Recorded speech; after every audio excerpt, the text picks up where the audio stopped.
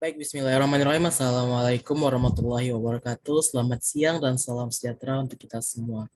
Alhamdulillahirrahmanirrahim. Puji dan puji syukur senantiasa terpanjatkan kehadirat Allah Subhanahu wa Ta'ala yang mana atas rahmat dan hidayahnya lah sehingga kita dapat beraktivitas seperti biasanya walaupun di masa pandemi seperti saat ini. Kita berdoa semoga pandemi cepat berlalu.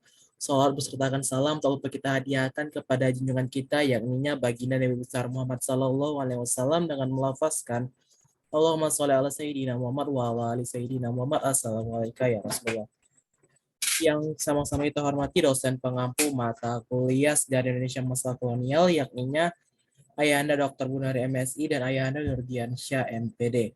Baiklah, saya Endra Arifin yang bernimkan 2005-111083 dari kelas 3A Pendidikan Sejarah FKIP Universitas Riau akan menjelaskan materi mengenai Sumpah Pemuda untuk memenuhi nilai mata kuliah Sejarah Indonesia masa kolonial untuk memenuhi nilai tugas ujian akhir semester. Yang pertama, peristiwa sejarah Sumpah Pemuda. Yang pertama, Kongres Pemuda pertama. Kongres Pemuda pertama dilaksanakan di Yogyakarta pada tanggal 30 April sampai 2 Mei 1926. Kongres Pemuda pertama diketuai oleh Muhammad Tabrani.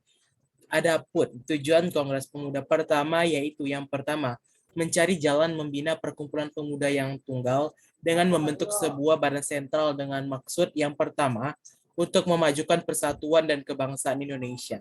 Yang kedua, demi menguatkan hubungan antar sesama perkumpulan pemuda kebangsaan di tanah air, seperti ada Sumatera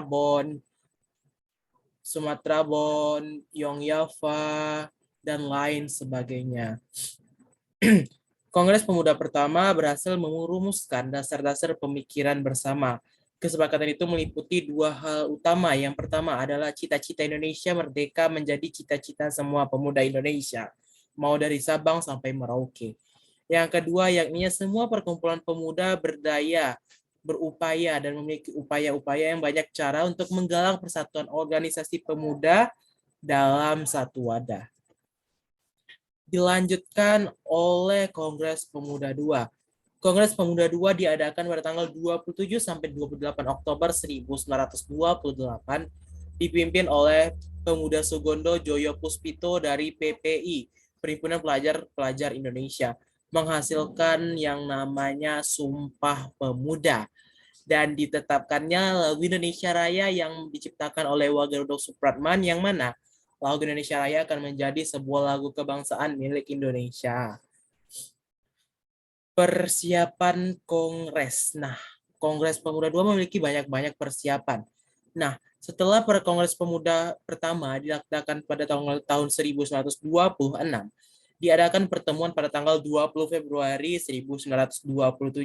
Namun, belum mencapai hasil final. Selanjutnya pada tanggal 3 Mei 1928, diadakan pertemuan lagi untuk mempersiapkan Kongres kedua dan dilanjutkan pada 12 Agustus 1928 pada pertemuan terakhir ini telah hadir sebuah perwakilan dari organisasi pemuda untuk mengadakan Kongres Pemuda kedua dengan susunan kepanitiaan yang pertama.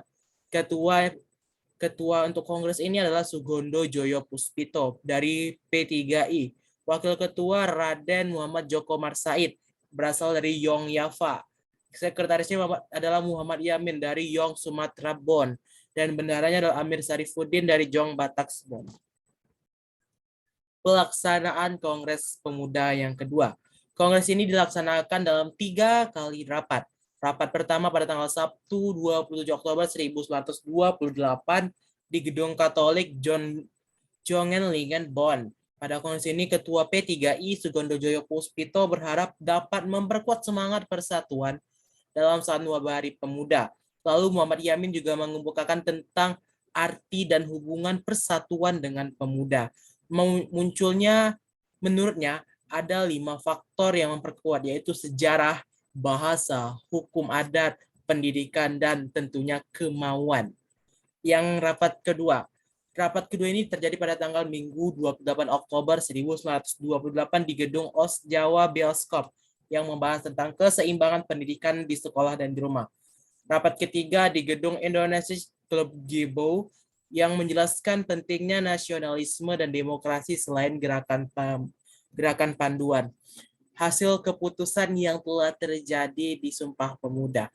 Kedua, Kongres Pemuda II berhasil mengambil keputusan yang dikenal sebagai Sumpah Pemuda yang berbunyi sebagai berikut. Pertama, kami putra dan putri Indonesia mengaku bertumpah darah yang satu tanah Indonesia. Kedua, kami putra dan putri Indonesia mengaku berbangsa yang satu bangsa Indonesia. Ketiga, kami putra dan putri Indonesia menjunjung bahasa persatuan bahasa Indonesia.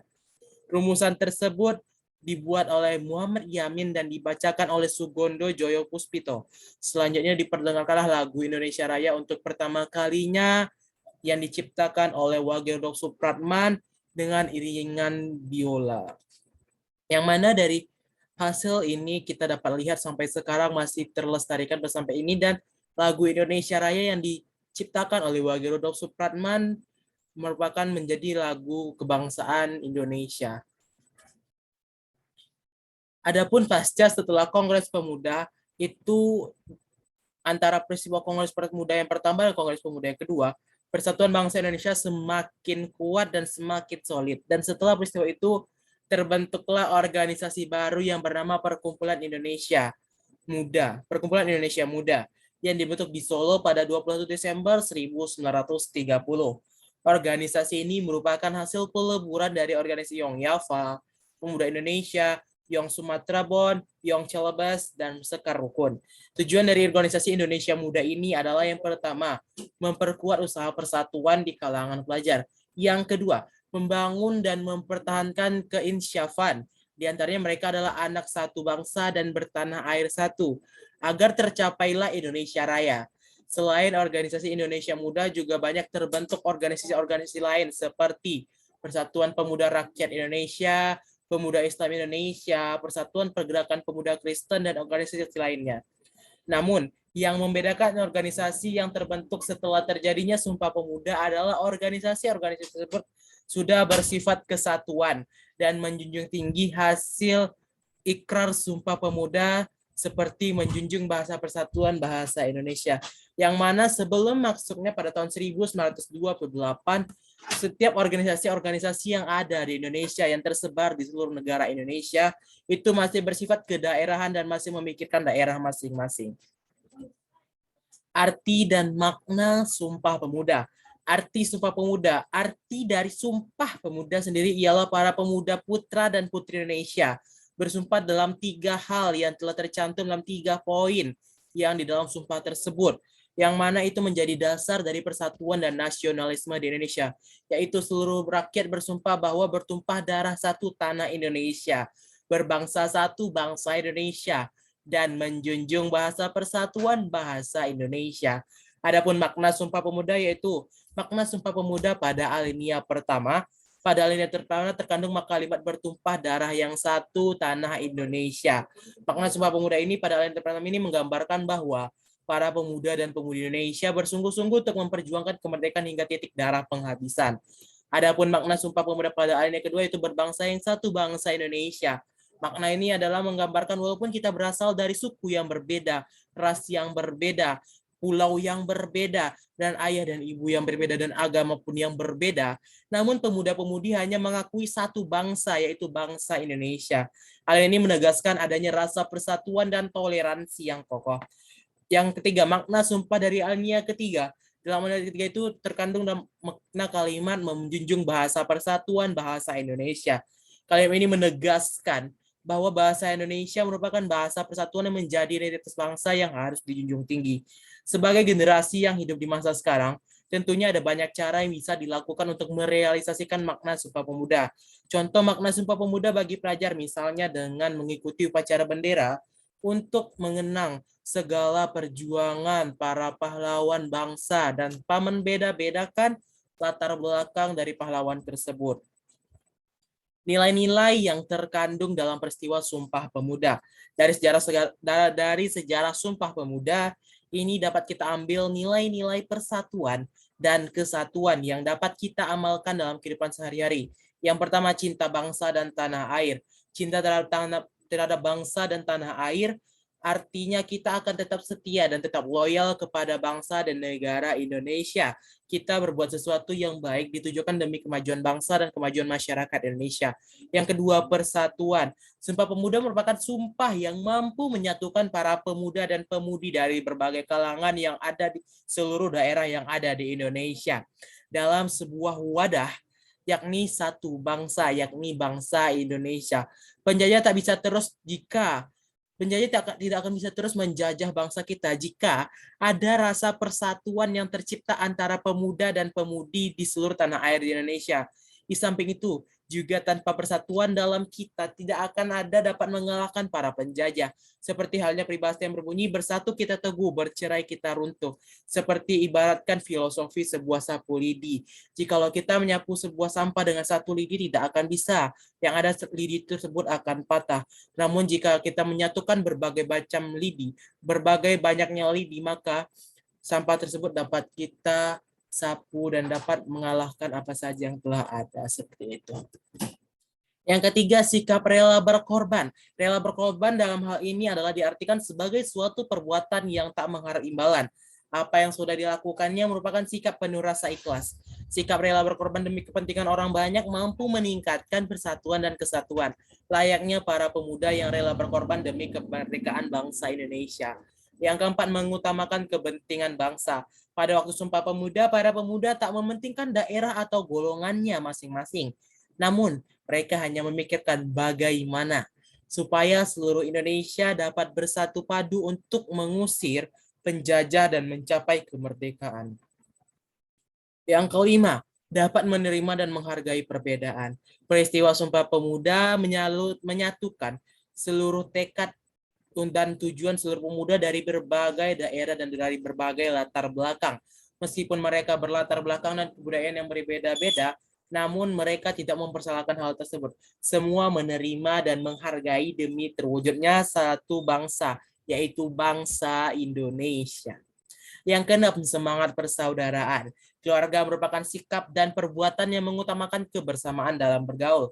Semua masyarakat Indonesia adalah satu keluarga besar. Jika salah satu anggota kita menderita, maka keluarga yang lain harus menolong.